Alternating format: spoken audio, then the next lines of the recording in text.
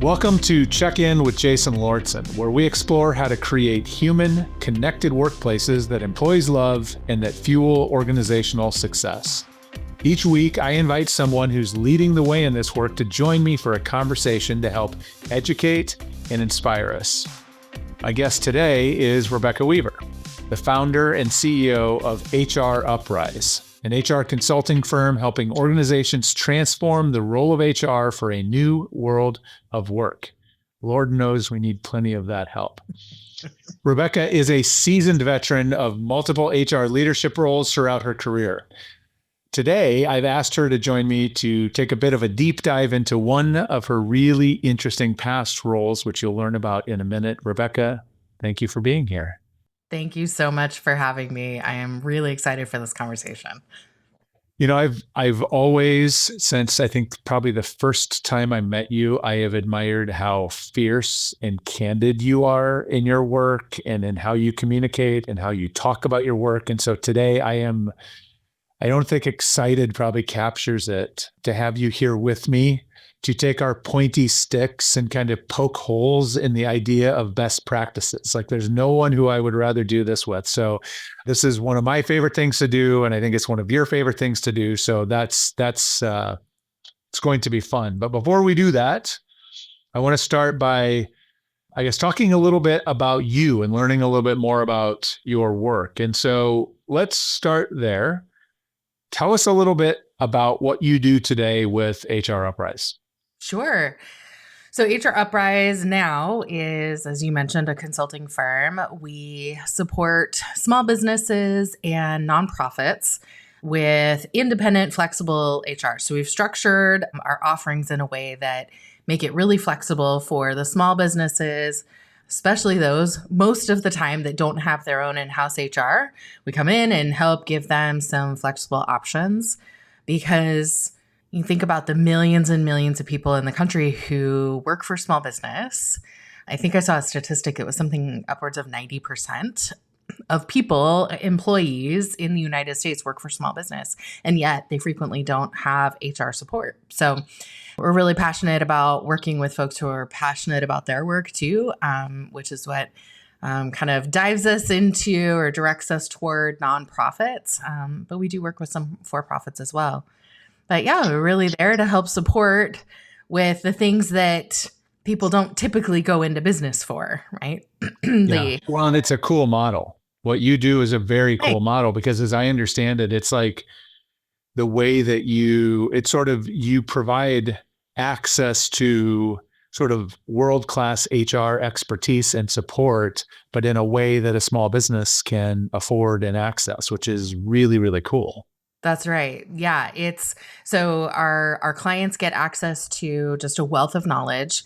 Most of our HRuprise coaches, we call them coaches, consultant is the same thing. We just like the connotation of coach much better.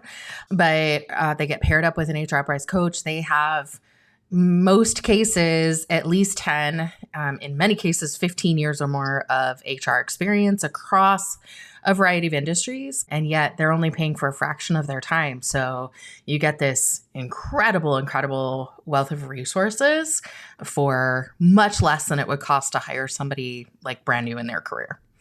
Right. Or hire a really experienced, like if you were trying to buy consulting sort of by the hour at that level would be very different too. So it's like you found a way to sort of offer the best of both worlds, which I admire. It seems like a really cool business model for a small business.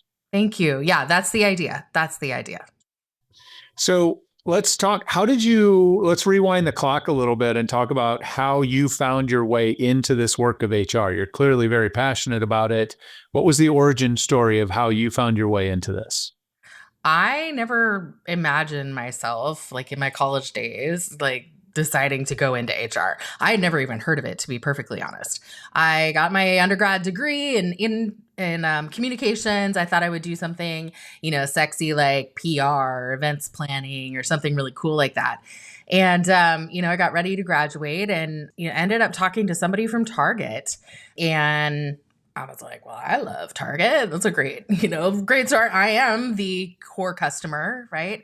Or guest, as they say at Target. And they had an internal communications role that they were starting. It was a brand new role within their distribution network. Again, knew nothing about distribution. Like, you mean like where they have the boxes? The answer was yes. That's exactly where we were talking about. So anyway, got into that role, really enjoyed it, but because it was a brand new role, there wasn't a lot of upward mobility. And so that's how I found myself kind of into, falling into HR. And what I discovered after having had, by the way, a really bad example in those first few years of my career, a really bad example of HR. When they first came to talk to me, I was like, oh no, thank you. Not for me.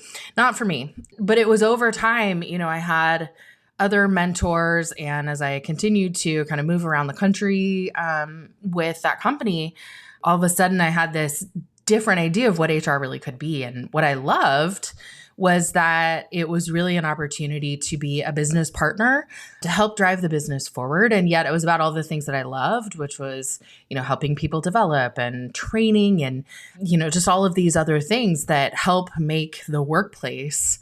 We wanted it to be a place that people wanted to come to work. And so that was really how I got involved in HR, and then really never looked back, except to say that like I've had kind of a love-hate relationship with HR my whole career. I think that's probably what bound us together in the early days, like deeply passionate and really, really angry a lot of the time at the same time. Exactly. So what is the love part? What is it that you love most about this work? Yeah, it's really, it really is. Again, I think in the right setting, it is an opportunity. The role of HR is really an opportunity to help put the structures in place to help, again, create those environments that make it a great place to work. We spend so much time, now more than ever for me, with some of my life experiences, where I'm spending my time matters to me, and how I'm spending my time matters to me more than it ever has. And so why wouldn't we put a lot of our time and effort into making that a positive experience? It's not the happy, shiny party planning, kind of thing. It is one of the things I love about HR is that it's really taught me to think in terms of systems. So, if we want to make this a great place to work, that we need to do that on a broad scale, and we need to be thinking about it in terms of how do we put the systems and the structures around to make that happen? And so I've always loved that. I've always been really more oriented toward that kind of thinking as well. But again, in the best of circumstances, what I always work to create is that it's a shoulder to shoulder partnership with the leadership of the organization as well. Not a, arm's length sort of relationship. It's shoulder to shoulder. That, hey, we're working to build this together. So that's the part I've always loved. Got it. And it also explains probably why you're doing what you're doing today on some level. That makes a lot of sense, the way your business is structured and what you do. Yeah. Aligned well.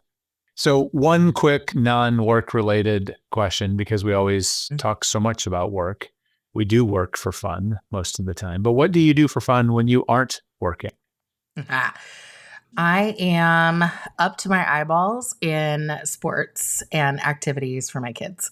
They are into absolutely everything you can think of, the school plays and the multiple sports and all of that. And so outside of where I find it fun, because my kids are still at the age where they like having my husband and I around. And so they like to have us there for all of their activities. So I find it super fun. They happen to be excited, involved in a lot of sports that I enjoyed growing up with too. So that is where I spend.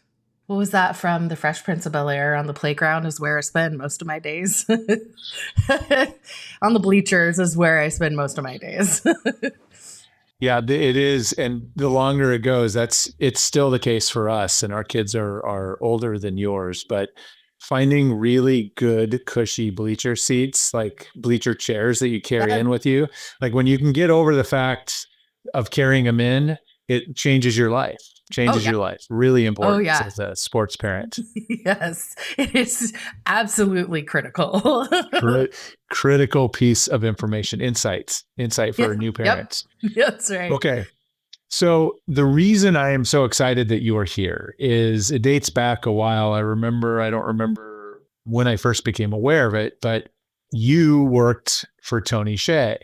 And that sort of blew my mind because Tony Hsieh, is the I don't know if he gets credit as co-founder, but he certainly was first investor in, first CEO. He gets Yep, credited largely for growing Zappos. So if you don't know the name Tony Hsieh, you definitely know the name Zappos. You know what it has become, and now it's an Amazon-owned company.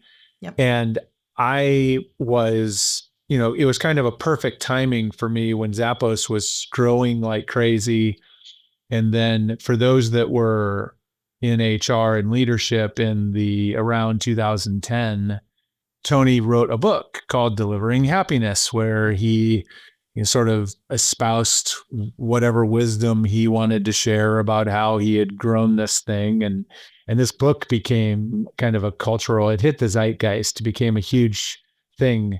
And I mean, to the point that I was reading it, like I had my HR leadership team reading it together. We read a chapter and discuss and the whole thing. And I went back and revisited some of that in preparation for this interview. And it's interesting looking back on this.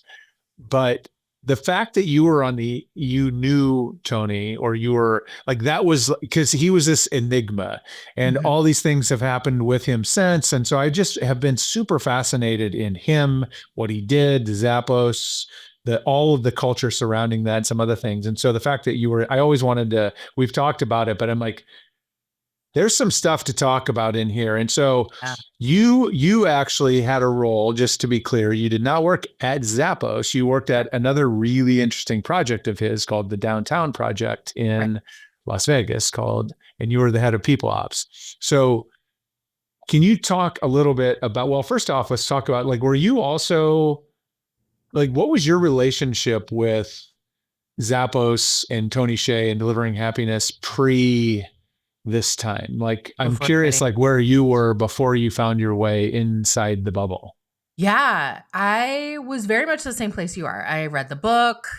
Anybody in HR, especially in like, I don't know, I'm not even sure when the book was published, but like, let's say early 2000s and on, had heard of Zappos, had heard about their culture. Zappos has also been very, very open. I would assume it's still the same way. It's been a few years since I lived there, in full disclosure, but lived there being Las Vegas, which is where Zappos is headquartered. But, they've historically been very, very open too. So, like, you can schedule a tour of Zappos and you can talk to folks who work there about their culture and things like that. So, yeah, I was very much a part of that too. Loved the book, Delivering Happiness. So, my husband and I kind of bounced around the country for years and years. And then he is now a physician, but he was graduating medical school and his residency was in Las Vegas. So we moved to Las Vegas. I was with a different big retailer at the time and was looking for a role. I was on the road traveling every week. We had a newborn, our first child, and it was brutal. My husband's working 90 plus hours a week because he was in residency. I was on the road. And so I was looking for an opportunity to get off the road, and then heard that Downtown Project was looking for someone to be their head of people ops. Although, of course, we didn't call it that at the time. And we'll get into that in a second. But that's essentially the role that they were looking to fill. And so I thought, well, this is perfect. I had done a tour at Zappos. In fact, I took one of my coworkers from the job I had. We did the tour. We thought it was super cool. And then I had the opportunity to interview with them. Turns out, so Downtown Project, just to give like a little bit of context, and now it even has a different name, referred to as DTP companies. But at the time it was called Downtown Project. It was an organization that was created to oversee Tony's investments in downtown Las Vegas. So essentially what happened is back before, so Zappos used to be headquartered out in the suburbs of Las Vegas.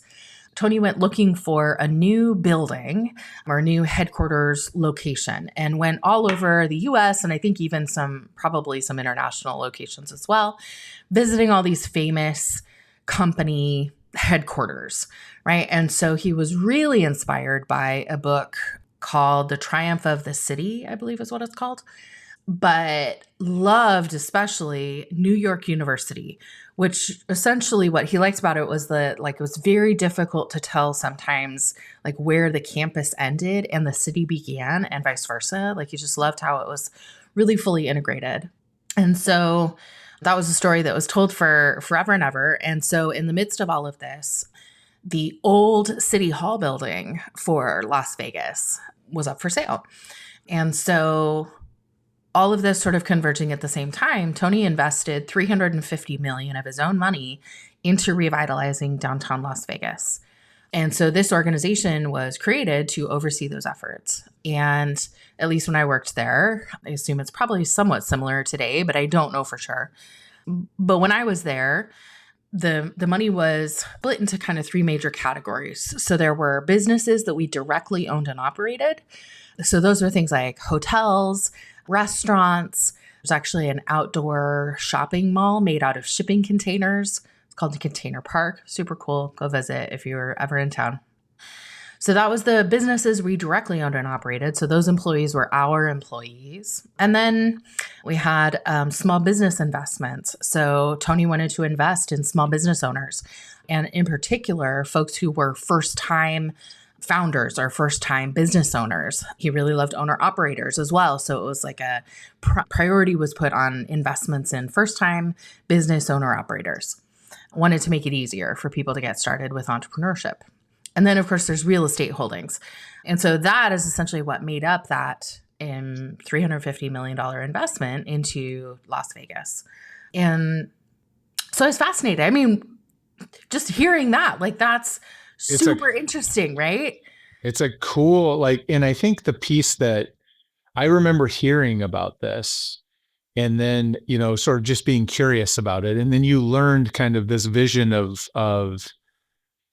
at least as I understand it, I think Tony had kind of a bit of a vision of like Zappos employee kind of merging or blending, like removing this barrier between work and life, almost making it completely sort of fluid in a way that's sort of makes work-life balance sounds ridiculous. There's, you know, you can work and live and everything is sort of integrated, not in a weird way, but in a very natural way, which I think is an incredible vision. I mean, what a profound aspiration to have for people. So I was always intrigued from a distance by that, just the idea or the vision of that. Yeah, absolutely. The idea that, you know, could we approach like city planning essentially, right? Like you would a startup. And so again, you know, Tony spoke about collisions and measuring success based on collisions, meaning like, oh, you and I bump into each other at the coffee shop and we strike up a conversation and maybe we're for completely different parts of the city, right? Or we have completely different roles and yet we strike up a conversation and we determine we have something in common and maybe there's some kind of collaboration that would come out of that. And so, yeah, it was just a completely different way of thinking about how do we operate and what are the things that we care about? And if you saw downtown Las Vegas before that, like this was not a place that was a destination in any way, shape, or form. You know, it was it's old downtown, you know, a place that had a lot of crime. Again, a lot of folks just wouldn't come there. And so, you know, we talked at the time about how much another one of the kind of key metrics, if you will, would be how many strollers do we see moving around town, right? Like, are people comfortable coming? And so my husband and I, even before I worked there, we took our daughter to downtown project, to the Container Park, because they had this huge like treehouse-like play structure in the middle. We took her there for her first birthday. So, we were even a part of it before we even knew. Mm. And so, well, one of the things, and this is where, I mean, what I would like, why wouldn't you want to be a part of that? Like so just to me, like at least it sounds so exciting and interesting, and it's different and it's innovative and all the things. One of the things that I was always fascinated about, and this is kind of where I want to really dive in with you today, was, I mean, there were some things that Tony espoused in the book that are, you know, looking back at it now, given what we know and what we do, are pretty simplistic things like Mm-hmm. build a good culture, really invest in customer experience. And I think for him, it was a very real thing. It was very, I think, felt very deeply. I mean, Zappos customer service back in the day was legendary for what they would do for you, even if it had nothing to do with shoes or, I mean, it was legendary. And so all of that, yes on all of that. But one of the things that Tony also sort of made famous, not through the book, but through how he decided to run his companies, was he was really invested in, or seemed to be really interested in, the idea of self-management and sort of removing traditional hierarchy. And he found this system, or this, we'll call it a system, I guess, that somebody had created called Holacracy.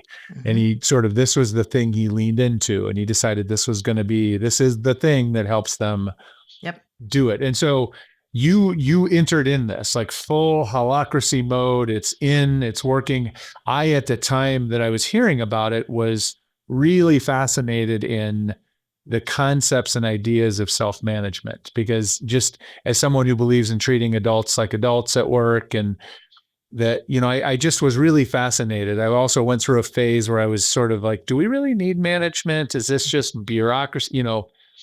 And so I was fascinated. So for me, I was fascinated in this idea. And so I'd love for you, before we get into your experience with it, can you talk us through, like, what is Holacracy? If people haven't heard about it, what is it? Yeah. This was the other part of the role that I was so interested in. I mean, especially as an HR professional, where else do you get the opportunity to see something so different from the inside out? And I didn't really fully understand. Like, I was so fascinated. Even in the interview, I remember asking, like, well, how does this work? How does this work? And their response with the folks I was interviewing with was kind of like, we're not sure, right? That's why you're here. So Holacracy is a specific brand of self-management. So I want to be really clear, because self-management, I would say, is an umbrella term, if you will, to describe a concept. Holacracy is a specific brand of that. So to practice Holacracy, your organization has to purchase a license, which is exactly what Tony did for Zappos and then for the Downtown Project at the time. And so essentially the idea is that, and I'll speak maybe a bit more to self-management as a concept, but the idea is that the organizations have historically been organized with in many cases, a pretty strict hierarchy. And people are organized essentially around like the people and the roles that they do, rather than the work that needs to get done. And the idea with Holacracy, or with self-management, is that you would organize yourselves around the work that needs to get done, rather than a hierarchy that's more about people and managing people.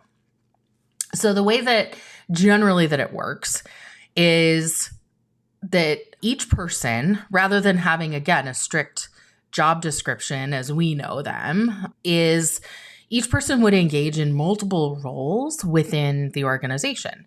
And so as an HR person, if I was doing public speaking on behalf of the organization, which I frequently did, that was one role. And then overseeing or providing, not overseeing, I should say, I still kept myself, but providing counsel or being responsible for making decisions around the benefits that the organization employees have, that would be a different role.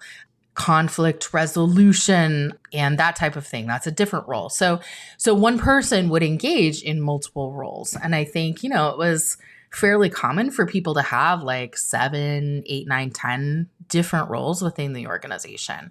And so for each of these roles, then they were also in what's called a circle. So there were different structures, and all of these circles connected to each other in some way. And essentially there were meeting structures, how often did you meet? What did you talk about? How would you work through decision making was all set up in a very prescriptive way. And this is a bit more holacracy specific. Set up in a pretty specific way with the intention that everyone in that circle gets an equal opportunity to contribute ideas or bring forward concerns or tensions is what they were called. A tension meaning something that needs resolution in some way. So that was the idea, is that there would be very specific rules that were designed to allow for everyone to be able to participate. Which, sounds generally good, I guess. And that, I think that's a good notion. We want people, it's kind of when we talk about inclusion, that's kind of what we're often talking about, is making sure all voices are heard. So that part of it I find really interesting. And even just the idea of self-organization around work sounds good. I'm curious, what did you understand to be, I guess, the aspiration or the intention behind investing in this or going down this path? Like, why was Tony and some others like him so enamored with this thing? A lot of, from what I understand, and without speaking for other people, a lot of what was discussed at the time was the idea being, again, what you said, that is theoretically the good intention behind all of this is, hey, we want everyone to have an opportunity to provide input. We want people to be able to do roles that are beyond just a strict job description, that you would have the ability to sort of design your own career path. And even before that, like design your own job, be able to engage in, many different aspects, even beyond just what might be what you were hired for, right? That if you have skills in another area, this would give you more freedom and flexibility to be able to engage in all of those things. So I think that was all the intention behind it. Again, a lot of the discussion that was happening at the time was that was the idea. But that's not what was happening. At least it didn't sound like it from what I'm sure there's the good and the bad, right? Absolutely. There was a mixed bag for you. And so this is where let's talk a little bit about what your experience of it was when you got into it. And like we said, holacracy is its own version of self-management. Mm-hmm. I think there are other versions of self-management. Well, Agile is a perfect example in a lot of ways of self-management that tends to work pretty effectively in the right situations, executed the right way. I don't know that much about holacracy other than getting up close and personal with your experience of it. But yep. So what was your experience like? It sounds like from day one, you had some questions or you bumped up against some things that maybe you were having trouble kind of rectifying based on your experience or what seemed to make sense. Yeah. So I went through, and I'll just speak to my own experience, not a spokesperson for anybody else or any organization, to be clear. It's interesting because it started with 3 full days of training to learn the rules of meetings. Again, as I mentioned before, there were different types of meetings. So for every circle that you were a part of, there were 2 different types of meetings. One was a governance meeting, which would talk more about kind of like the structures of how your circle is set up. And then there was, I can't remember, I think it was called like operational or something to that effect. And again, there were different rules for that. And so took 3 full days of just even learning the rules. And my observation at that time, to me, it seemed like people were much more interested, like as you start to get into it, because it's so different from what we all have learned over the years, because it's so different. I saw people getting so much more wrapped up in like the rules of the game rather than just playing the game, right? And meaning, if the intention is that everybody gets an opportunity to speak or have their voice heard or, engage, have the flexibility to engage in other areas that are outside of their, job description, then theoretically you would have a lot more free flow discussion, right? Or that there would be a lot more give and take. At least that's what I assumed going into it, that I would see a lot of that. And I didn't see any of that. What I saw was a whole lot of like, is it okay if I jump in here? Is it okay if I talk? Right. And because to me, it was the most bureaucratic organization I've ever worked for. And part of the reason for that, which is so ironic, right? Because that's theoretically the exact opposite of what it was intending to be. But the challenge was that people were so wrapped up in like, am I following the rules correctly? Right? The rules of this meeting or what have you, that people just sort of stood back rather than do it wrong. I'm just going to kind of step back. Or people would get so wrapped up in it, the people who there were a few people I saw who became very, very well-versed in how all those things worked. And those are the folks who were able to like really move an agenda forward. And say exert a lot of control because the rules a lot of control. Yeah. It's fascinating to me because it's, one of the things that I have over the years thought about and have said many times is that there is, and I believe this to be true, that you can create freedom through structure, right? Mm-hmm. That's why you have process. That's why you'll set boundaries. That's why you will create clarity around expectations or around your role. And so I'm curious if you can tease out the difference between, because I would assume, like I'm going to give them the benefit of the doubt here, that's what they set out to accomplish. Yeah. Probably was to create a set of rules or create some structure that allowed the freedom that you would want inside of a system like this. But can you maybe give us an example of what that looks like when it moves from being helpful to non-helpful? Like what was a concrete example of that from your time there? I remember one meeting in particular, and to be honest, it's now been long enough, I don't even remember the name of the circles or anything like that. But it was a group that had come together for the purpose of, similar to what we would traditionally think of HR stuff being. And there were some folks with an HR background like myself who are a part of it. There were some folks who weren't, who didn't have that experience, who were part of the group. And I remember one meeting in particular, someone wanted to make a change to have, for example, all of our roles just be changed to exempt. Like everybody should just, and I believe there was another one where it was like, oh, well, everybody should just be able to determine their own pay structure. Right. So it was like things like that for those of us with an HR background understand there are very real legal implications to some of those things. And there was one in particular that we started off the meeting, and again, anybody can bring up a tension and then it has to be resolved, through this whole long process. And so somebody brought one up like that. And I started to jump in with my like, oh no, this is actually a legal issue. I'd be happy to explain like why that is. Nope, not allowed. That was out of order with the rules of the meeting. And we spent the next almost 2 hours discussing this and working through all of the rules. When it came to my turn, I explained this is actually a legal issue. This isn't even like my preference.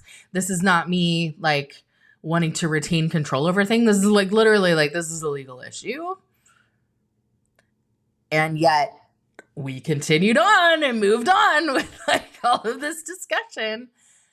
And I walked out of there, I think my head nearly exploded in that meeting because to me it felt like the biggest waste of time when, again, in a free flow, like what I thought this was intended to be kind of environment, that would have been a 5-minute conversation. Oh, great question. Like where's that coming from, right? So my reaction would have been, where's that coming from? What is that? What is this isn't really the issue. Like what is, underneath that? What's this really trying to solve? And we would have like a real productive conversation if it started with that, right? And I could explain, oh, here's the legal reason as to why everybody can't be an exempt employee and what it means and blah, blah, blah. And here's how it's determined and blah, blah. Like I very happily explain all of that. And, we would get to a good productive discussion. When it turned into this like 2-hour conversation about nothing because we had to follow all the rules of again, that's why I say like it was the most bureaucratic organization or experience that I've ever had. Yeah, which is wild because you have worked at some big companies, and big companies are usually have the corner on that. And so yeah. I'm curious, as you emerged from this experience, you went into it. It sounds like you entered it the way where kind of I was at the time, general fan of the delivering happiness thing, mm-hmm. super interested or curious about self-management and all of how that works, different kinds of culture. Having had that experience, spending the time you did there, when you came out the other side, what was your like evolution in thinking about the role of management or the role of self-management, and like where did you how did it transform you? I'm curious what the transformation was. It most definitely did. So this is all, my experience there was all pre-COVID by quite a bit.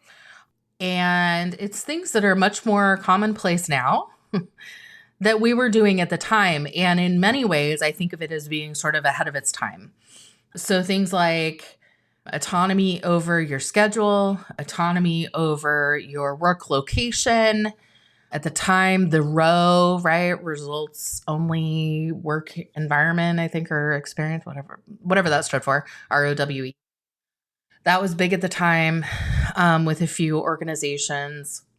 It felt really ahead of its time.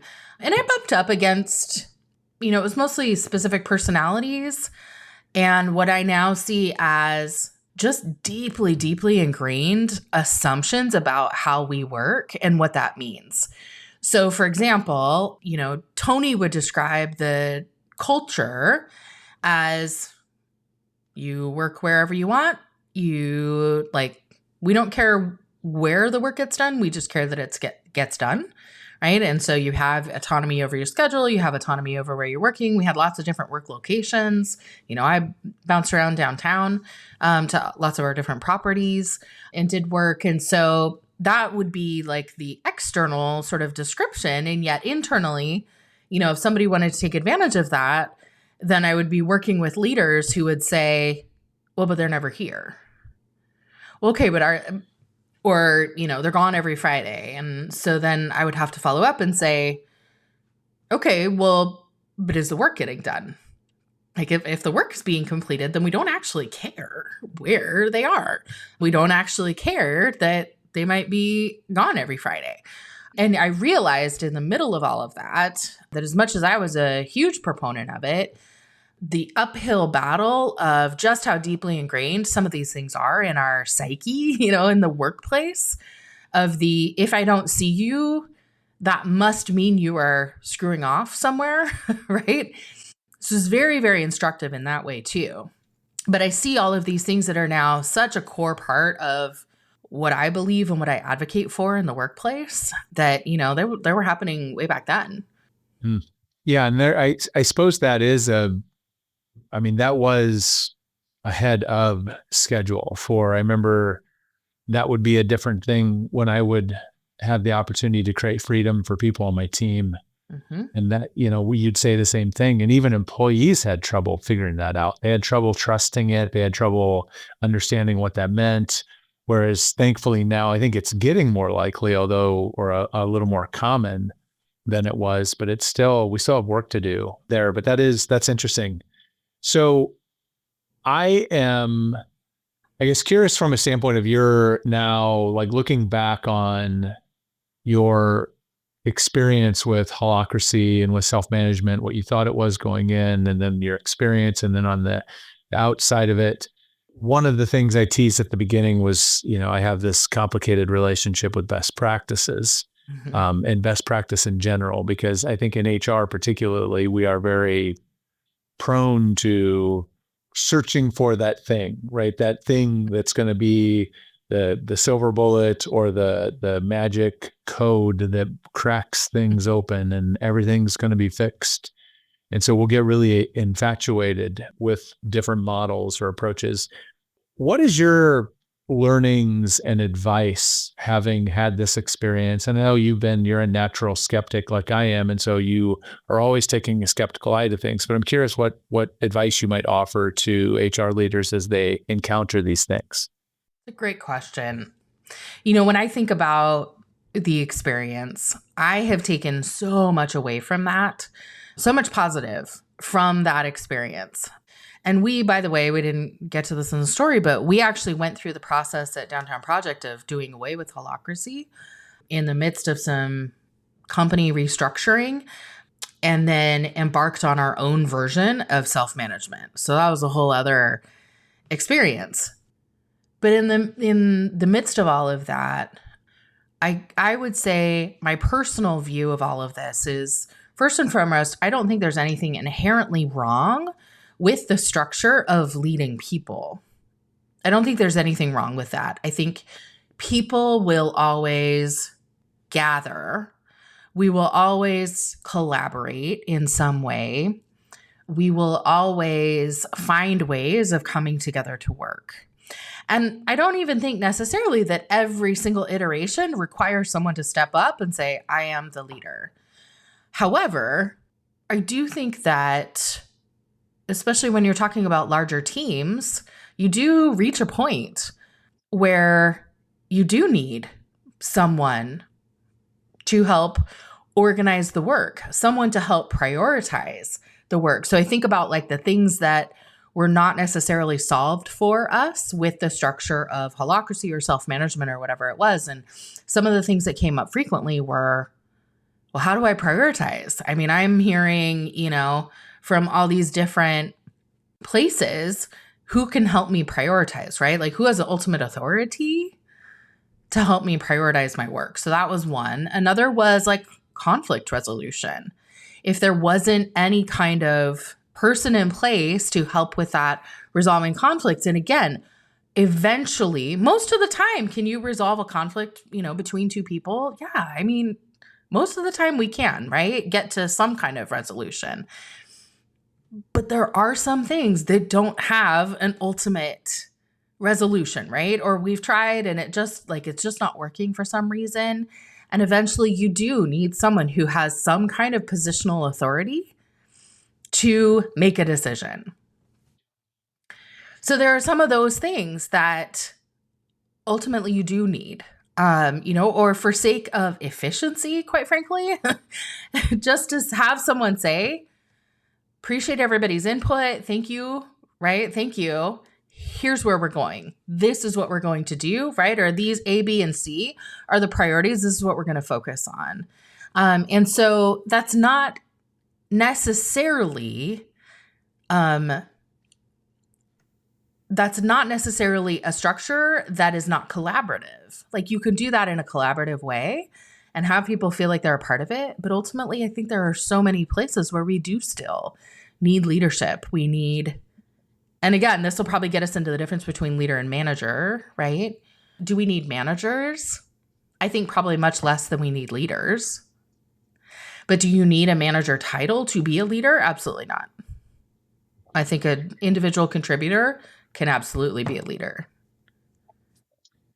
When it sounds to that, what I am hearing, or as I'm reflecting on kind of what your experience was like too, a little bit of what got lost in the execution of holacracy, or at least the design, the way that you experienced it, is a loss of understanding what the intention is. Mhm. What are we trying to accomplish? And does this structure, does these rules, does this serve the outcome that we're trying?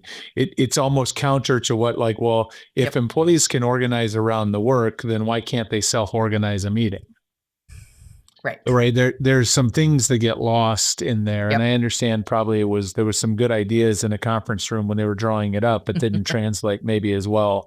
Yeah. And so I think it's important just to always be anchored in what is our intention? What are we trying to accomplish? What is this about? So that when things start to feel a little weird or restrictive or out of alignment, you can check back in with that. It feels And that's always the issue with best practices for me, is that like a best practice is only a best practice for the people probably that are executing it. It Yeah. wasn't designed for you. And so you got to find a way to figure out what the best practice is for your situation and your Right. intention and your goals. So there's a lot there. Yeah. Absolutely. Absolutely. I think that, I think now about the roles I had even before this, right? I was in regional roles in supply chain, right? And so we're talking thousands of people and, multiple buildings at a time. And I think about how terrible I would be at those jobs now because the whole point of those kinds of roles, and again, we're talking like large scale, right? But the whole point of those jobs, really, if you boiled it down, is everybody line up. We're all going to take right step first, right? And we are moving in this direction. Ready? Right, left, right, left, right. I mean, that's the whole purpose of roles like that, is to, make sure that everybody's doing it correctly. So that then if we want to innovate, and we would even tell our teams this at that time. Look, if you want to be innovative, you want to try something new, cool. Show us you can do it this way first.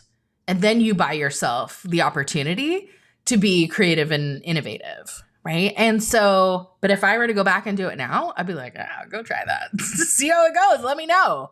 Right. Because I have so much more room and tolerance for, the creativity and the innovation. As part of what I love about, working for myself, is that autonomy and the ability to try things and pivot really quickly if it's not working, or if we just don't, not seeing what we thought we would.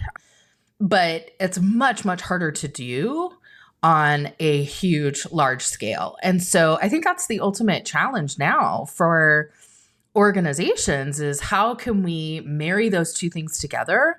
Because when people feel like they're lost in a bureaucracy, it's because they're lost in but this doesn't make any sense. And how come nobody else sees this? Like, how it doesn't make any sense. It definitely doesn't make any sense for me in my situation. And yet I have no room to change my circumstances. Right. And so how can we kind of marry those two things? Be able to see efficiency is the name of the game, right? For large scale, but like, how can we do that in a way that still gives people the autonomy that they're looking for? This has been an awesome exploration. Thank you for taking me inside of that experience. Really fascinating. We could go on probably for several more hours, but that would get to be a really long episode. And so I'm going to bring us towards the end here. I have a few questions that I'd love to hear what your thoughts are. And first is, what is a big challenge that either you are facing in your business right now, or that you are experiencing with your clients right now? Oh, I think what I see with our clients, even what I experience myself, is a challenge I've said for a long time, there's no such thing as leaving it at home, right? For our parents and our grandparents, certainly, right? The generations before us, I think there was much more of this desire to separate work and life. And I've said this even before COVID, but now more than ever, there's no separation between work and life. And I think the challenge for a lot of us, and I think us all in some ways, first and foremost, how do we find the meaning in the work that we're doing? And it doesn't mean every single person has to engage in work that they feel like is changing the world necessarily. But how do you find that meaning? Do I understand why the work I'm doing, like, do I understand why that matters? And maybe it's to the organization, maybe it's to the team I'm supporting, maybe it's to our customers down the road. Like, there are lots and lots of different ways to find that meaning. But do I understand that as an employee? And then number two is like, do I understand the autonomy? Like, do I have the autonomy that I need to be able to make good decisions then to help support that work that I do that has meaning? And I think those are the big challenges that I hear over and over again, whether it's, in so many ways, the world feels pretty heavy. And whether that's things happening in our personal life or on a macro scale, in a lot of ways, the world can feel really heavy for us. And how are we able to move forward? Again, find that meaning, not have to separate ourselves from that, and yet continue to kind of move forward. And so that's maybe a little bit more existential than you were looking for, but No, I think, no, that's an honest, yeah. and it feels true. Do you have a nugget or a thought or a practice or anything that you have found to be really helpful or useful as you're navigating that challenge, or that you've seen be successful with clients that are trying to navigate that? I think I certainly don't have any like great big answer. I don't have any best practices for sure. but but I have found a few things that work. I think it is that meaning that I was just talking about, right? Helping. I have always felt like one of the most important roles that we play as a leader, so whether that's HR or you're in operations or finance or whatever, like wherever your job is, if you are a leader, one of the most important things that you're responsible for is connecting people to that meaning. Why is the work that they're doing important, and how does that impact other people? And so I think first and foremost, figuring that out, and it's literally sitting down and talking with people about it. Or if you're asking someone to fulfill a task or asking someone to work with you on something, making sure that that is the number one, like the why, and how does this impact other people, both in a positive and a negative way, but making sure that you are really helping them to draw those conclusions is, I think, maybe one of the most important things that a leader can do. I think Tony Shea would co-sign that. I just was, as I went back, he was all about making sure you knew the why or the higher, the bigger reason you were doing it. So Yeah. I love that. And then my last question for you, thinking about work broadly, is I want you to think into the future, 5 years, and tell me what you hope will be different about work in 5 years than it is today. Mm-hmm. I hope in 5 years that we will not be having a return to office conversation anymore. I hope that it is much more, and I realize 5 years is a short period of time when I'm talking about things like that.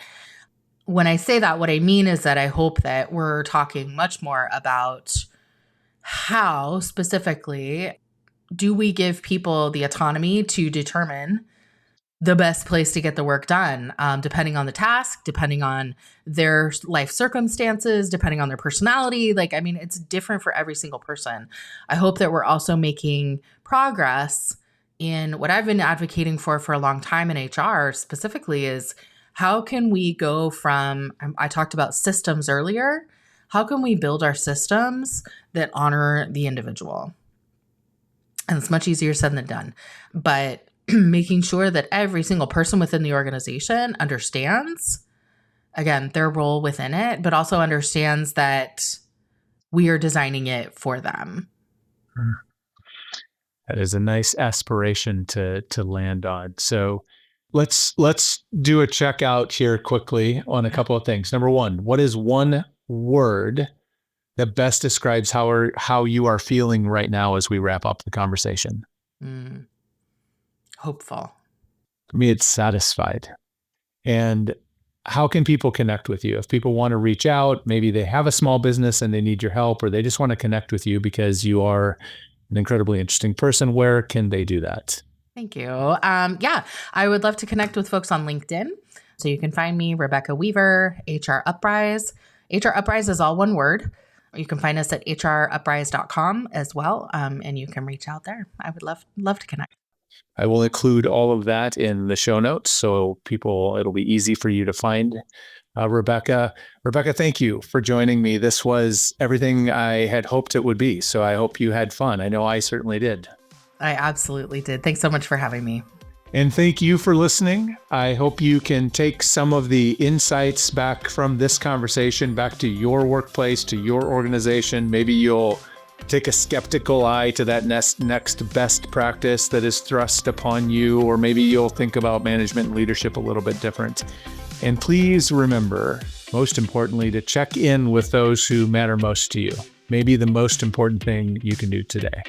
Till next time.